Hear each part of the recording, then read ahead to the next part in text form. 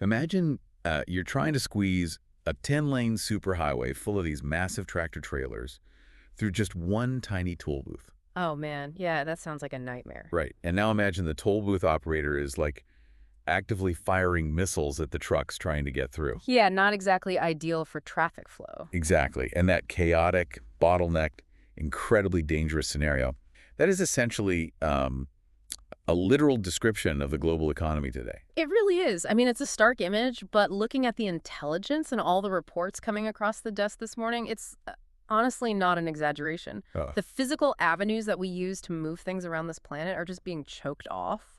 Well, welcome to today's deep dive. We are unpacking a really comprehensive news brief from today, August 12, 2026. And there is a lot to get through today. There really is. And the mission for this deep dive is to untangle this massive collision that's happening right now for you. Because on one side, we have these severe physical disruptions, right? Right. Maritime wars, broken supply chains, unprecedented weather. All of it. Hmm. And then on the other side, we have the corporate world throwing hundreds of billions of dollars at artificial intelligence. Just desperately hoping technology can sort of, optimize a way out of this physical chaos. The contrast is wild to me. It's what makes this so fascinating, honestly. We're trying to build this perfectly optimized, frictionless digital brain to run the world. Right. But we're doing it at the exact moment the actual physical world is becoming more fractured and, well, dangerous than it's been in decades. I kind of look at it like a really high-stakes game of Jenga. You've got this towering structure representing our global society, Mm-hmm. And right now, we're watching these foundational, purely physical blocks get pulled out. The secure shipping block, Yeah, the cheap energy block, yeah. the predictable weather block. And every time one of those physical blocks is removed, all the weight shifts onto the technology blocks at the very top of the tower. Just to keep the whole thing standing. Exactly. So let's actually look at the bottom of that tower first. Okay, let's do it. Because the physical squeeze happening in global shipping right now, I mean, that is where all of this starts. The Middle East has two major strategic waterways that are, for all intents and purposes, active war zones. Starting with the Gulf of Oman. Right.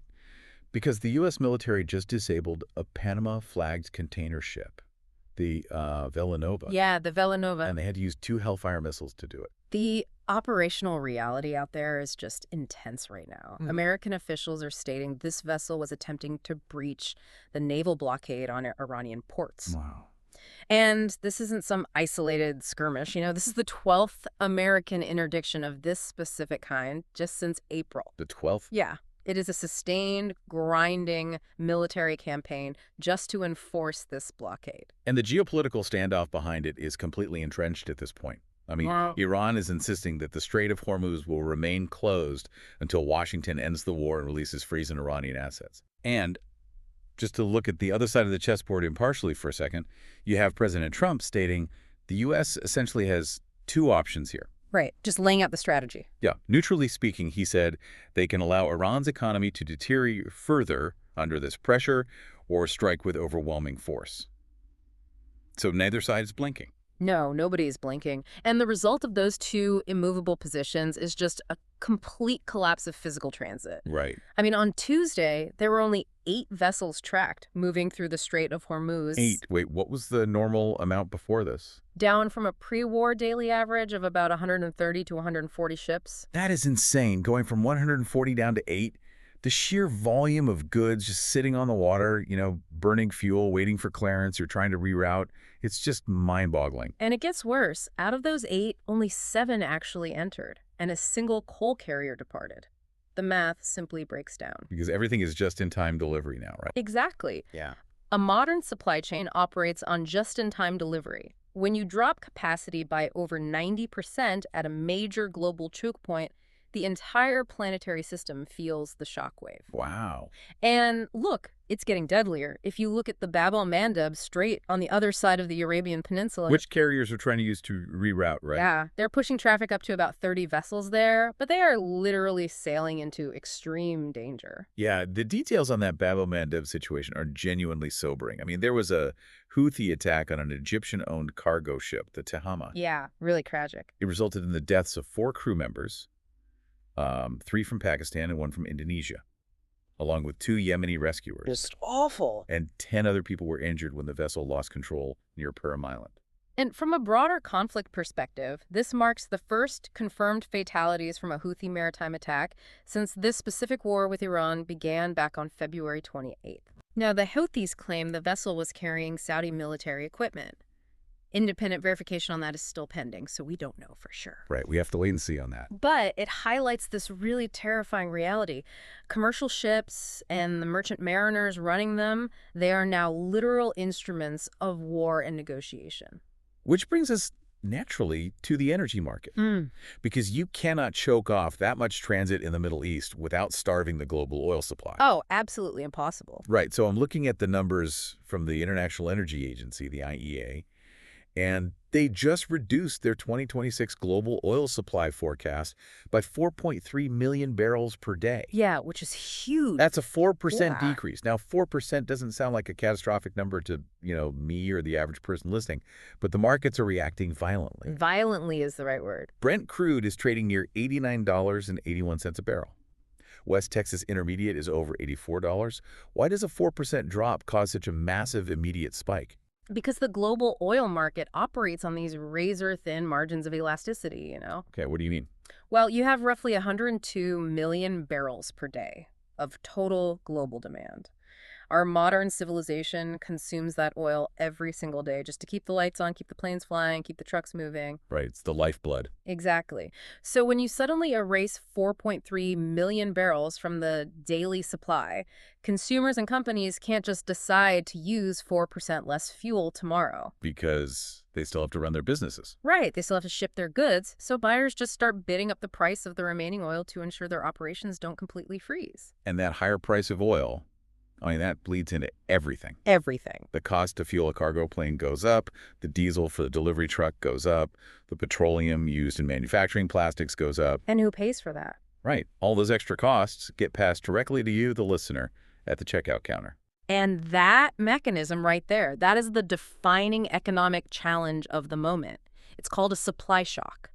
And it's exactly why investors are just holding their breath for Wednesday's consumer price report. Let's talk about the economy for a second, because this is where I honestly start getting a little confused by the mechanics of it all. Sure, it's complicated. You have Chicago Fed President Austin Goolsbee stating that excessive inflation concerns him more right now than labor market weakness. Right. But we just had a report in July showing an unexpected decline in payrolls. So jobs are weakening. They are. And traditionally, if the job market is softening, the Federal Reserve steps in, lowers interest rates, and tries to stimulate the economy. That is the traditional playbook, yeah. Assuming inflation is under control. Okay. But the Federal Reserve is currently walking a high wire without a net. They are facing what's called imported inflation. Imported inflation. Yeah, the inflation isn't happening because Americans are just flush with cash and buying too many things. It's happening because those shipping choke points in the Middle East we just talked about are making the physical movement of goods astronomically expensive. Oh, I see. So lowering interest rates wouldn't fix the missile strikes in the Gulf of Oman. Obviously not. It would just risk letting inflation run even hotter domestically. Okay, so the Fed might have to keep rates higher for longer to fight this imported inflation, even if it hurts the domestic job market. Exactly. But here's the other piece that feels backward to me. The reports show the U.S. dollar is strengthening. Right. If things are chaotic, expensive, and jobs are weakening here, why on earth is the U.S. dollar getting stronger? It actually comes right back down to those high interest rates. Really? Yeah.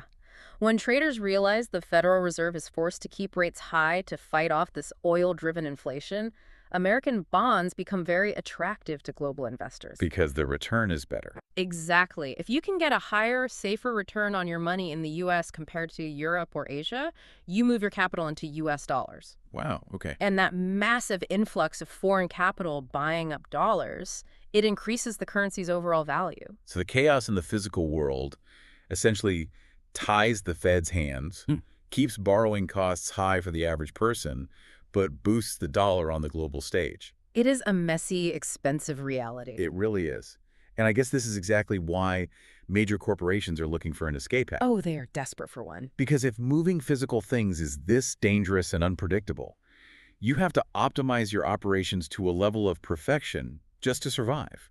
And the tool they are turning to for that optimization across the board is artificial intelligence. Right. We are moving far beyond using AI to, write code or summarize a Zoom meeting. Companies are attempting to use these models to fundamentally run their physical operations. And the Ryanair deal from the Brief is the perfect example of this. It really is. They just signed a 5-year deal with Google Cloud to use Gemini and DeepMind models for crew scheduling and daily operational decisions. Yeah. Now, I have to play devil's advocate here for a minute. Go for it. I use AI. We all do. Sometimes it gives me incredibly smart answers, and sometimes it completely hallucinates. Oh, totally. The idea of handing an AI the keys to schedule flight crews, where a mistake means stranding thousands of people at an airport, it feels a little like letting a teenager with a learner's permit fly a 737. It does. And the skepticism is totally warranted. But we have to look at the mechanics of what the AI is actually doing here. Okay, how so? Airline scheduling is a classic problem of combinatorial optimization. Combinatorial optimization. Yeah. A human dispatcher is trying to balance FAA-mandated crew rest hours, union contract rules, sudden weather delays in 3 different time zones, and aircraft maintenance schedules all at once. Which is impossible for a person to do perfectly. Right. The variables run into the millions. A human brain just gets overwhelmed.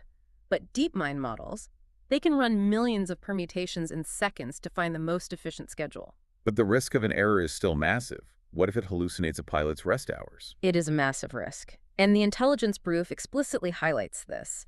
Because even a tiny hallucination can cascade into a massive operational failure, human oversight remains a non-negotiable requirement for regulated industries. So the AI isn't flying totally solo. No, the AI processes the millions of variables and suggests the optimal path. But a human must validate that output before it goes live. It's a co-pilot model, not an autopilot model. Got it.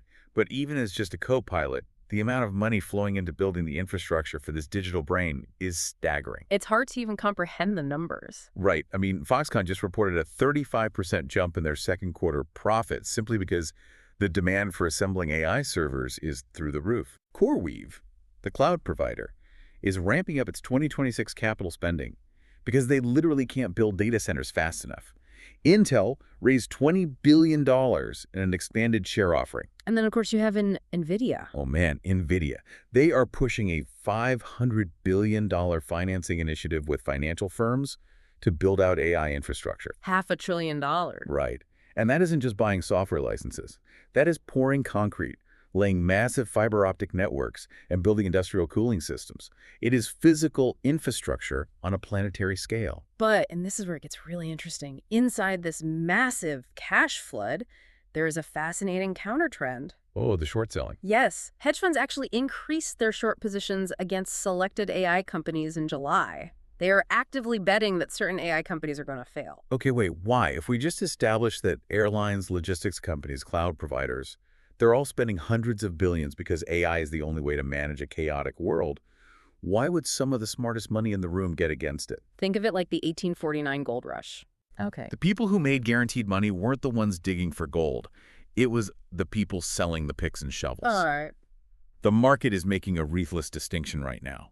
Investors are rewarding the pick and shovel companies, NVIDIA, Foxconn, Intel, because they are selling the physical hardware and generating massive, measurable revenue today.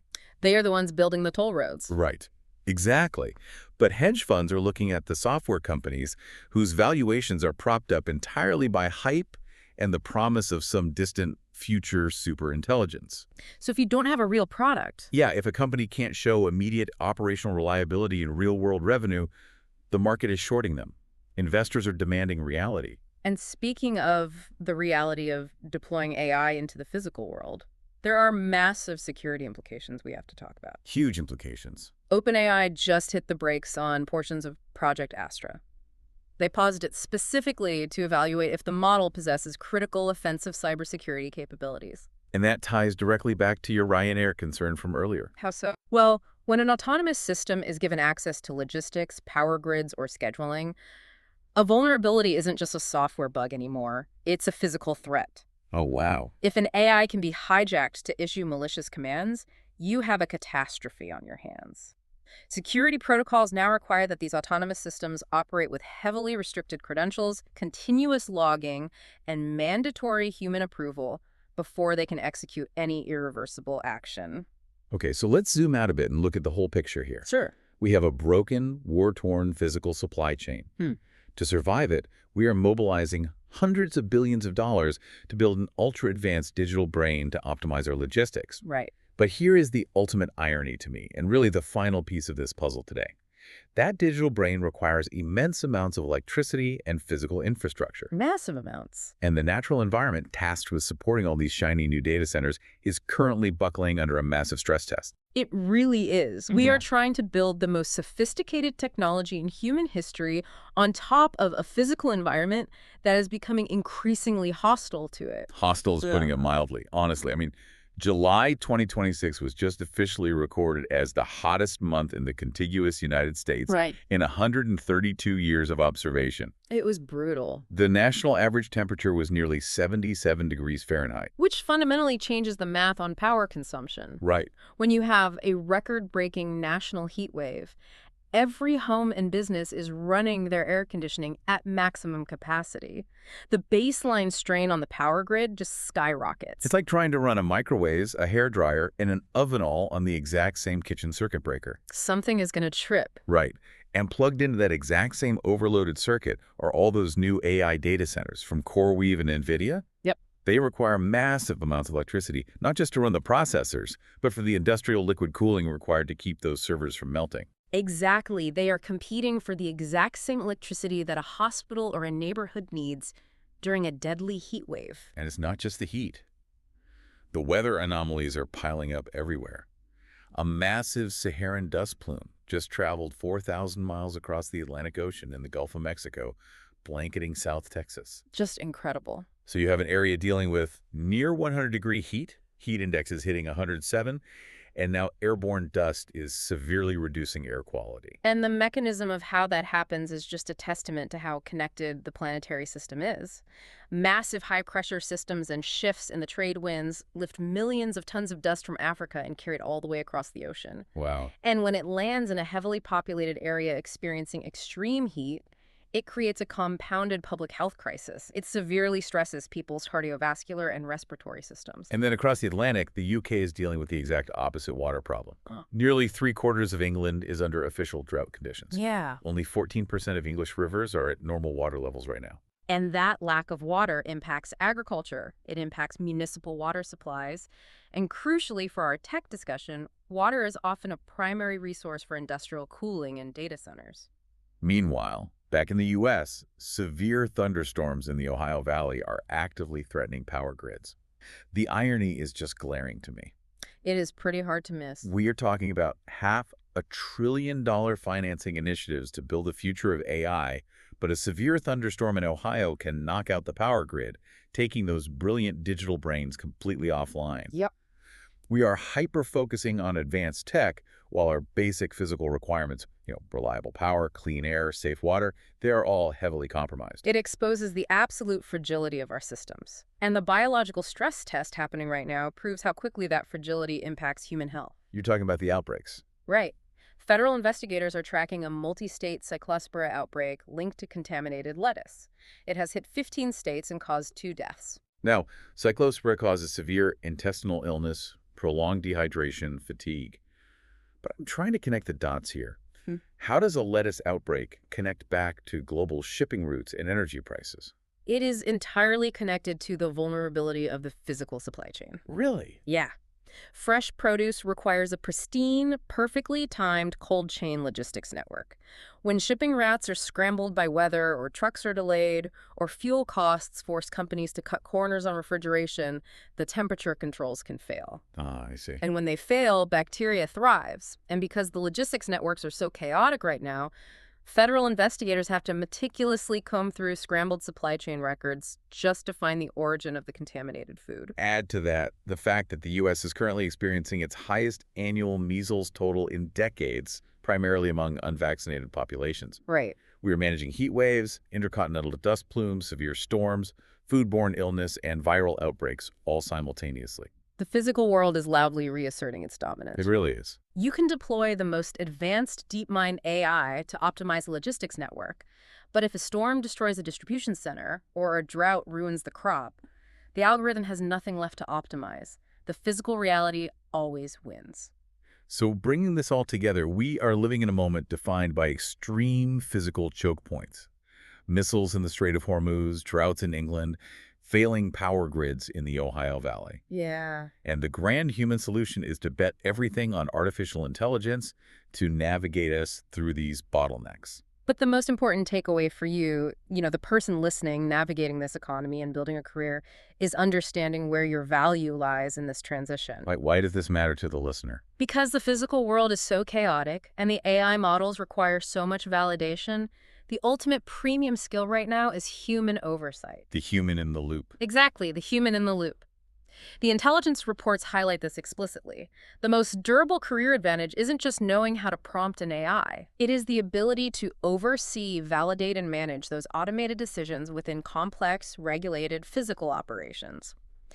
The AI can calculate the most efficient flight path or supply route, but a human who understands FAA regulations or food safety protocols or cybersecurity threats has to anchor that digital output to the messy physical reality. So basically, the AI is a Formula One engine, but we still desperately need human drivers who know how to navigate the track, especially when the track is covered in debris. That is the exact dynamic. Which brings us all the way back to that Jenga tower. We have pulled out the blocks of safe shipping, cheap fuel, and predictable weather. We have shoved the entire weight of global optimization onto the technology block at the top. Yep. So I want to leave you with a final thought to mull over as you go about your day. We are handing over the keys to AI to run our shipping, to schedule our airlines, and to manage our power grids. But what happens when a purely physical disruption like a flooded data center from a severe storm or a severed underwater fiber optic cable in a conflict zone suddenly takes that digital brain offline? By relying on AI to fix our physical problems, are we actually building a smarter world? Or are we just building a much more brittle one? That is the defining question of this decade. Thanks for joining us on this deep dive. We'll catch you next time.